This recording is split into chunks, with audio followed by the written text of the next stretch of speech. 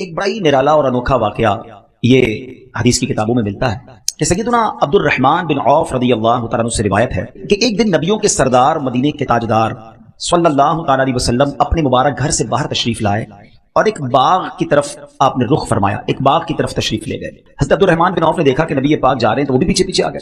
کہتے ہیں نبی پاک باغ میں داخل ہوئے، قبلے کی طرف میرے آقا نے منہ کیا اور سر سجدے میں رکھ دیا۔ حضرت عبد الرحمن بن عوف نبی پاک کا دیدار دور سے کرتے رہے کہ آقا سجدے میں ہیں اور یہ دیدار کر رہے ہیں۔ بے قصوں کے مددگار سرکار عالی وقار صلی اللہ تعالیٰ علیہ وسلم نے بہت لمبا سجدہ کیا۔ حضرت عبد الرحمن بن عوف کہتے ہیں کہ مجھے یہ خوف ہوا کہ کہیں سجدے کی حالت میں ہی تو اللہ کریم نے ان کی کہیں روح قبض تو نہیں کر لی، اتنی دیر ہو گئی نبی پاک نے سر سجدے سے نہیں اٹھایا۔ تو کہتے ہیں یہی خیال آتے ہی میں تھوڑا آگے بڑھا، تو اب جب میرے قدموں کی آواز نبی پاک علیہ الصلوۃ والسلام نے سنی تو میرے آقا علیہ الصلوۃ والسلام نے اپنا سر انور اٹھایا اور پوچھا کون ہے؟ میں نے عرض کیا یا رسول اللہ صلی اللہ علیہ وسلم عبد الرحمن۔ ارشاد فرمایا کیا کام ہے؟ میں نے عرض کیا یا رسول اللہ صلی اللہ علیہ وسلم آپ نے اتنا طویل سجدہ کیا، اتنا لمبا سجدہ کیا کہ مجھے خوف ہو گیا کہ کہیں اللہ تبارک و تعالیٰ نے آپ کی روح قبض تو نہیں فرما دی۔ عاشق زار کی محبت بھری بات سن کر، اپنے صحابی کی یہ پیاری بات سن کر اللہ کے حبیب علیہ الصلوۃ والسلام نے طویل سجدہ کرنے کی حکمت وجہ بیان فرمائی۔ فرمایا کہ میرے پاس جبریل امین آئے اور انہوں نے حاضر ہو کر بتایا کہ یا رسول اللہ صلی اللہ تعالیٰ علیہ وسلم اللہ پاک فرماتا ہے کہ اے محبوب صلی اللہ تعالیٰ علیہ وسلم جو آپ پر درود پاک پڑھے گا میں اس پر رحمت نازل فرماؤں گا، جو آپ پر سلام بھیجے گا میں اس پر سلامتی اتاروں گا۔ اس نعمت کا شکر ادا کرنے کے لیے میں نے اتنا طویل سجدہ کیا۔ اب یہاں دو باتیں سیکھنے والی ہیں۔ ایک تو یہ سمجھ آیا کہ درود پاک نعمت کتنی بڑی ہے، درود پاک پڑھنے والے کے وارے نیارے ہو جاتے ہیں، اللہ کی رحمتیں نازل ہوں، رب کی طرف سے سلامتی نازل ہو، تو اور کیا چاہیے؟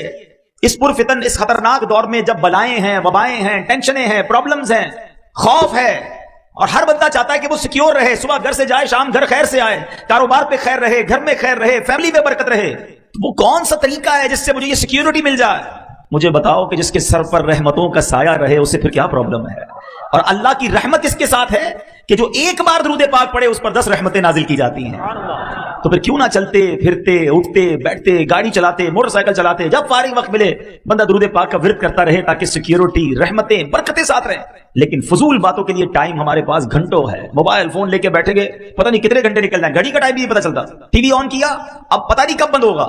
اتنا فضول اور گناہوں بھرا وقت لوگ گزارتے ہیں مگر ذکر و درود کے لیے ٹائم نہیں نکالتے۔ اس حدیث سے ایک اور بات سیکھنے کو ملی کہ درود پاک پر جو رحمتیں اور برکتیں ملنی ہیں، نبی پاک علیہ الصلوۃ والسلام اس سے کتنا خوش ہوئے کہ آقا نے اپنی امت کو ملنے والی اس نعمت پر طویل سجدہ کیا، شکر کا سجدہ کیا۔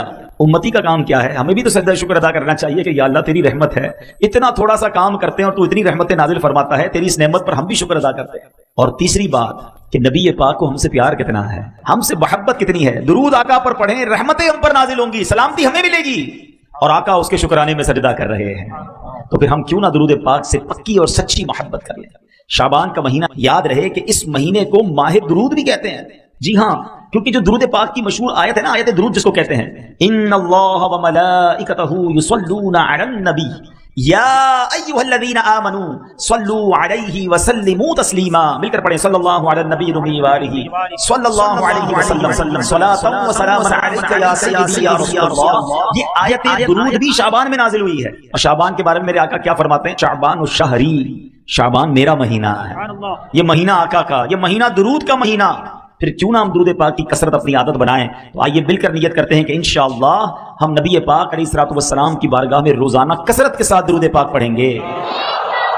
صلو علی الحبیب صلی اللہ تعالی علی محمد صلی اللہ علیہ وسلم۔ آج جو میرا بیان ہے اس کو آپ نے بہت غور سے سننا ہے۔ آج یوں سمجھیے کہ آخرت کا اکاؤنٹ جو ہے وہ کیسے بھرا جا سکتا ہے، کس طرح زیادہ سے زیادہ نیکیاں آسان طریقے سے کمائی جا سکتی ہیں، یہ آج اس بیان کا ٹاپک ہوگا۔ اگر آپ توجہ سے سنیں گے تو انشاءاللہ اللہ نے چاہا آپ کو کچھ ایسے طریقے مل جائیں گے جس سے آپ ڈیلی بیسس پر اپنے نامہ اعمال میں نیکیوں کا اضافہ کر سکیں۔ دیکھیں عقل مندی کیا ہے، پہلے یہ سوچئے۔ لوگ کہتے ہیں یار فلاں برتھ ڈے آج میری 20ویں برتھ ڈے، 30ویں 40ویں، انجوائے کرتے ہیں، پارٹی کرتے ہیں۔ حقیقت پتہ کیا ہے کہ جب برتھ ڈے آتی ہے نا، اس کا مطلب یہ ہے کہ ہماری زندگی کا 1 سال کم ہو گیا۔ ہر گزرنے والا دن ہم اپنی موت کے قریب ہو رہے ہیں نا۔ عقل مندی کیا ہے کہ جب ہم اپنی موت کے قریب ہوتے جا رہے ہیں، امتحان کا دن قریب آ رہا ہے، تو ہماری تو نیکیاں بڑھنی چاہیے نا۔ اللہ کی بارگاہ میں پیش ہونا ہے تو ہر گزرنے والے دن کے ساتھ ہمارے نیکیوں میں اضافہ ہونا چاہیے۔ مگر بدقسمتی یہ ہے کہ دن گزر رہے ہیں، قریب ہو رہا ہوں موت کے، آخرت کے، مگر لگتا ایسا ہے کہ ہر روز اکاؤنٹ مائنس میں جا رہا ہے، गुनाह बढ़ रहे, नेकियों में कमी है। तो अगर यही हाल रहा तो फिर तो गुनाह का अंबार लग जाएगा, नेकियां तो होंगी नहीं हाथ में, बनेगा क्या मेरा। तो आज के बयान में हमने ये समझना है कि हमारे असलाफ बुजुर्गाने दीन शब रोज कैसे गुजारते थे और उनके जहन में कैसा ये बात जहन में बैठी हुई थी कि आखिरत की तैयारी को फोकस करना है। हजरत राबिया बसरिया रज़ियल्लाहु ताला अन्हा, बहुत बड़ा नाम है, ये ऐसी खातून है जो वलिया हैं, 2री सदी हिजरी की मशहूर वलिया। आप रहमतुल्लाहि ताला अलैहा, अल्लाह पाक और उसके प्यारे हबीब अलैहिस्सलाम से बड़ी मोहब्बत करने वाली और खौफ खुदा में रोने वाली, इबादत गुजार, शब बेदार खातून थी। आपने 50 साल ऐसे गुजारे कि न बिस्तर पर लेट कर आराम किया, न तकिए पर सर रखा। आपकी खादिमा हजरत अब्दा बिनते शव्वाल रहमतुल्लाहि ताला अलैहा फरमाती हैं कि हजरत राबिया सारी रात नमाज में मसरूफ रहती, सुबह फजर से पहले मुसल्ले पर लेट जाती, कुछ ही देर के बाद घबरा कर उठती और खुद से कहती, नफ्स तू इस नापायदार दुनिया में कब तक सोता रहेगा, दुनिया तो तंगी का घर है, फिर यहां इतनी नींद क्यों। आज कुछ देर जाग ले, नेकियां कबा ले, कब्र में मीठी नींद सो जाना, वहां कयामत तो कोई नहीं जगाएगा। अमल यहां कर ले, आराम वहां करना, फिर उठकर इबादत में मसरूफ हो जाती।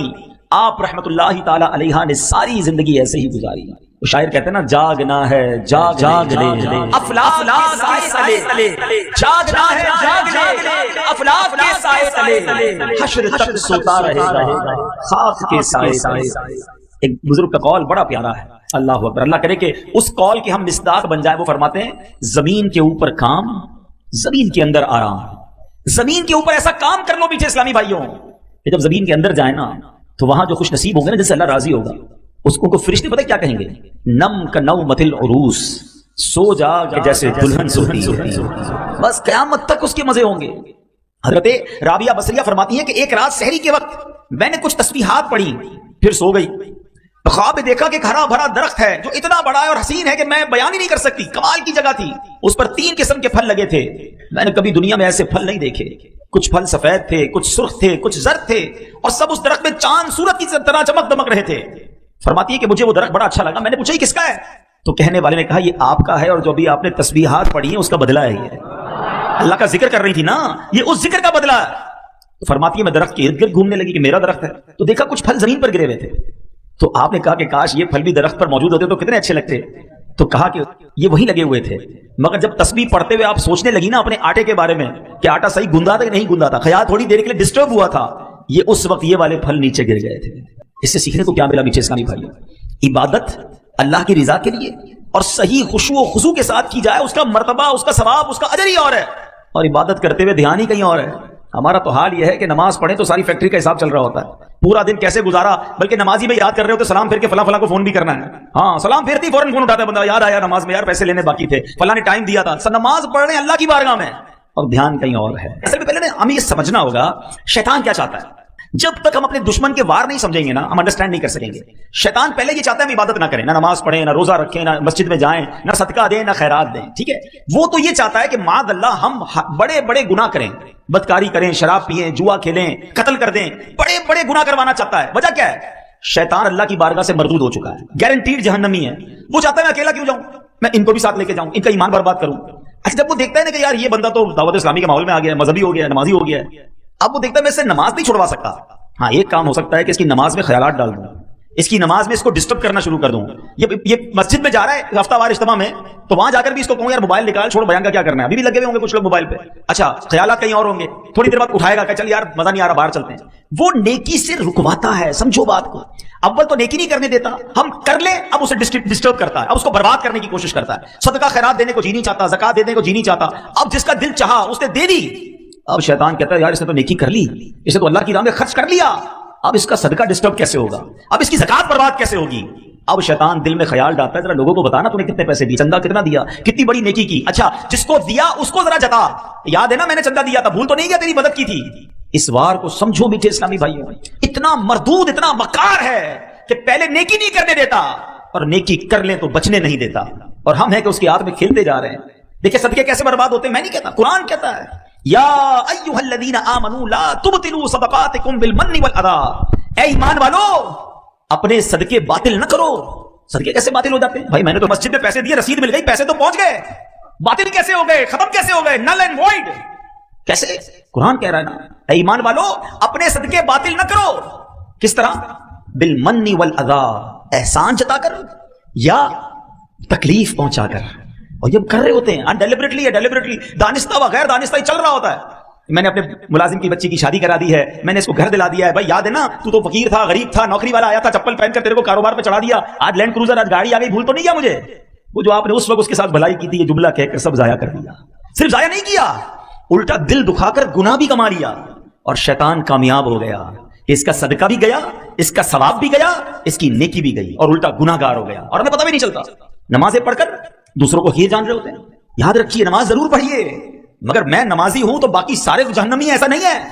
ایک بزرگ کے بارے میں آتا ہے نا کہ وہ اپنے بیٹے کے ساتھ کسی سفر پر جا رہے تھے، رات کا وقت ہوا، مسافر خانے میں رکے، تو بیٹا بھی نمازی، باپ بھی نمازی. تہجد میں دونوں باپ بیٹے اٹھے، تہجد ادا کیا. سارے مسافر خانے میں قافلے والے سو رہے تھے. بیٹا کہتا ہے ابا جان یہ کیسے لوگ ہیں، سارے ہی سو رہے ہیں، کسی نے تہجد نہیں پڑھی. اللہ اکبر. وہ والد تھے نا، وہ اللہ والے تھے. کہتے بیٹا تو بھی سویا رہتا تو ٹھیک تھا، تو نے آج تہجد پڑھ لی، تجھے باقی لوگ سارے حقیر نظر آنے لگے، اس سے بہتر تو بھی سویا رہتا تو ٹھیک تھا. تو یہ وار شیطان کے سمجھو. شیطان نیکی کرنے کے بعد، جیسے ہم نیکی کرتے ہیں اس کو بے چینی شروع ہو جاتی ہے. اب وہ پلاننگ کرتا ہے کدھر سے اس کی نیکی چھین لوں، کدھر سے اس کی نیکی ڈسٹرب کر دوں. جب تک ہم یہ سمجھیں گے نہیں. حضرت رابعہ بصریہ رضی اللہ تعالیٰ عنہ جیسی ولیہ فرماتی تھوڑی دیر کے لیے تسبیح کرتے کرتے دھیان کہیں اور گیا تو وہ جنت کے درخت پر جو پھل لگے تھے وہ گر گئے. ہمارا تو روز ہی دھیان کہیں اور ہوتا ہے، ادھر دعا کرتے دھیان کہیں اور ہوتا ہے. اللہم آمین آمین آمین کہہ رہے، پتہ نہیں ہم سب کیا دعا کر رہے ہیں. کبھی ادھر دیکھ رہے ہیں، کبھی ادھر دیکھ رہے ہیں، کبھی داڑھی کھجا رہے ہیں. کبھی سوچا ہے نماز اور دعا کس کے لیے ہوتی ہے؟ کس کی بارگاہ میں حاضر ہیں؟ اللہ اکبر کہہ کر ہم حاضر ہو گئے اللہ کی بارگاہ میں.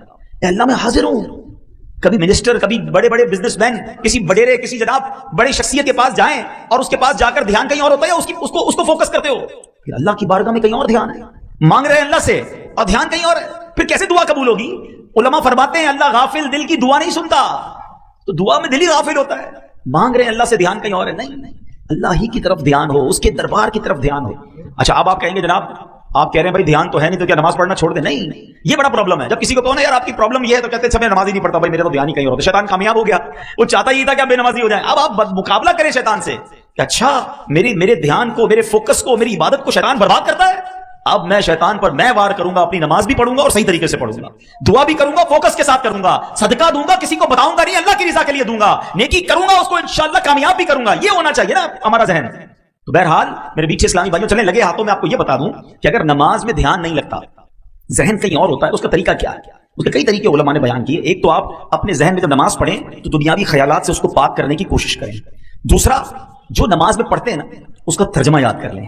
آپ کو پتا تو ہوا پڑھ کیا رہے ہیں، امام صاحب کیا پڑھ رہے ہیں؟ الحمدللہ رب العالمین الرحمن الرحیم مالک یوم الدین. اس کا ترجمہ جب آپ کے ذہن میں ہوگا نا کہ میں اللہ کی شان بیان کر رہا ہوں، اللہ روز جزا کا مالک ہے، وہ رحمان بھی ہے، وہ رحیم بھی ہے، میں اس سے عرض کر رہا ہوں کہ اللہ مجھے سیدھے راستے پہ چلا، اہدنا الصراط المستقیم صراط الذین انعمت علیہم. اے اللہ ان لوگوں کے راستے پہ چلا جس پر تیرا انعام ہوا، ان لوگوں کے راستے سے بچا لے مالک جس پر تیرا غضب ہوا. اب جب